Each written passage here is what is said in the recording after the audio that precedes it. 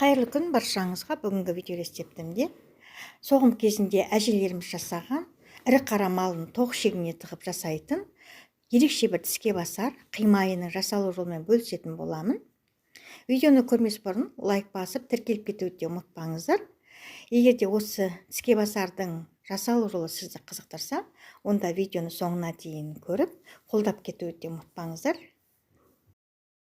Қимайыны негізінен әжелеріміз соғым сойған кезде сол сойып жатқан ірі қара малының тоқ шегін алып, жақсылап жуып тазалап, сол сойып жатқан малдың етін тұздап, бұрыштап, ішекке тығып, кептіріп сақтайтын болған. Қимайыны жаздың күнде де жасауға болады, бірақ әжелеріміз соғымның кезінде ерекше бір ниетпенен соғымнан соғымға аман есен жетейік дейтін ниетпенен жасаған. Наурыз айында соғымның аяғы көрінетін кезде, ұзын сары келгенде әжелеріміз ағайын тумаларын, көрші көлемін қыл жабысқан жеуге шақырған. Сол кезде барлығы да осы қимайдан ауыз тиіп, соғымнан соғымға аман есен жетейік деген ниетпен тарасқан. Ендеше осы қимайыны сіздерге де жасауға кеңес беремін. Соғымдарыңыз сүйкімді болсын. Видеоны соңына дейін көріп қана қоймай, сіздер де үйде жасап алыңыздар. Шегімізді жақсылап жуып тазалап, айналдырып қойдық. Енді қимайымыздың етін дайындаймыз. Мен етімді осындай ұзыншалап кесіп жатырмын. Ал сіздер өздеріңізге қалай ұнайды, солай кесе беріңіздер.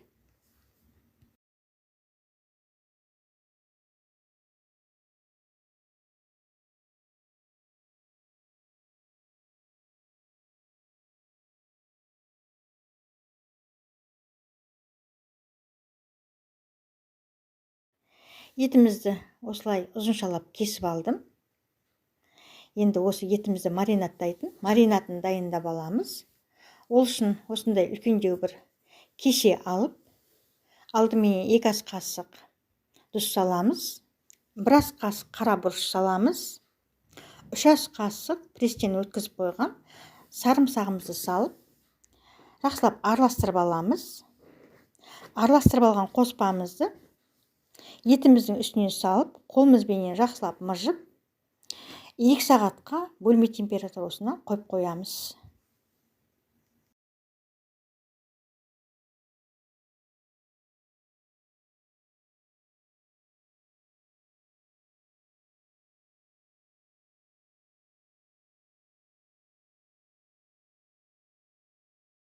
Екі сағаттан аса уақыт тұрған етіміз маринатты әбден бойына сіңірген, түрі қарайған.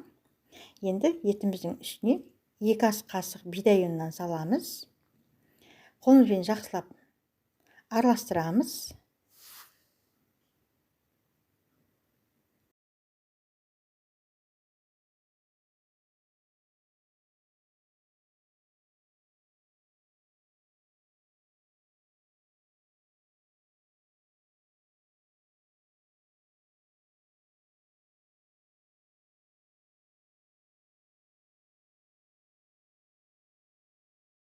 Мінекей мына ұннан салдым, ыржаная мука деген.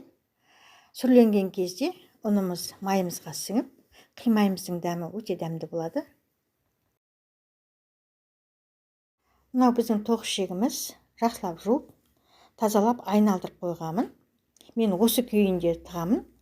Егер де майының іште болғанын ұнатпасаңыздар, сыртына қарата айналдырып тығыңыздар. Одан қимайдың ешқандай дәмі өзгермейді. Қалай ұнайды, солай жасай беріңіздер.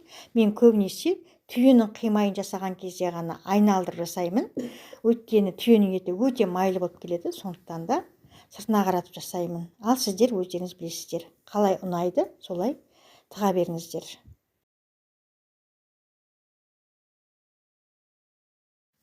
Шегімізді қайтадан теріс айналдырып, тағы да бір рет тексеріп, мынау өзімізге ұнамайтын артық жерлерін алып тастаймыз. Қайтадан теріс айналдырып, жіппенен бір шетін мықтап байлап аламыз.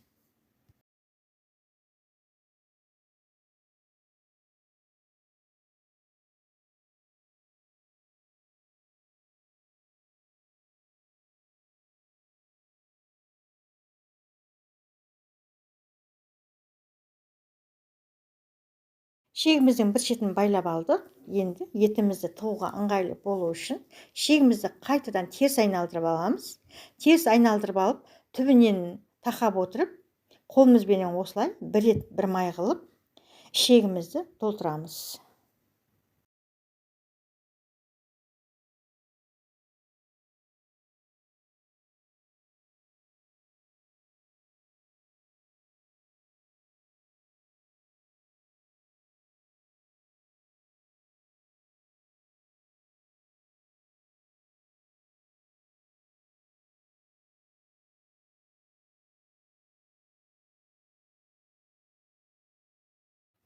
Шегімізге етімізді тыққан кезде өзінің жабып тұрған майы қолымыздың күшімен ысырылып бір жерге жиналып қалмас үшін әрбір етпенен майды салғаннан кейін қолымызбен осылай түбіне қарата жаймен деп жылжытып отырамыз.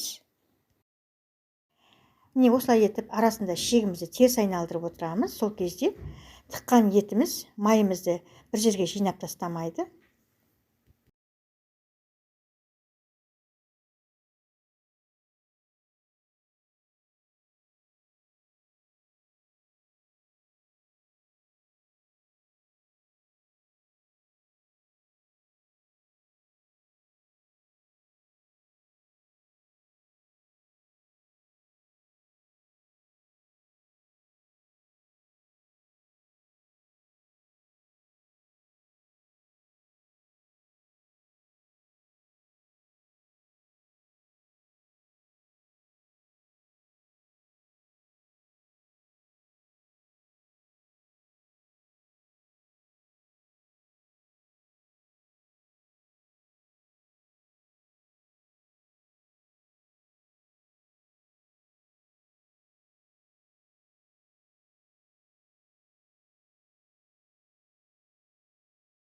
Шегімізді толтырып алдық.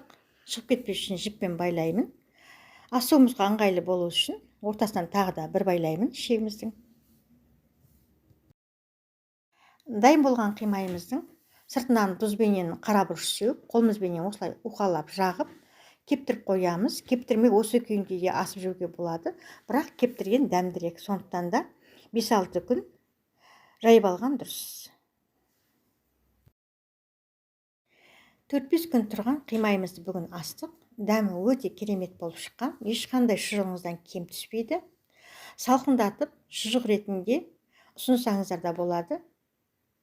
Керек заттың тізімін жазба бөлімінде қалдырып кететін боламын. Видеоны соңына дейін көріп, қолдау білдіргендерің үшін көп-көп рахмет. Алдағы уақытта менің жаңадан шығатын видео рецепттерімді жіберіп алмас үшін тіркеліп кетуді ұмытпаңыздар.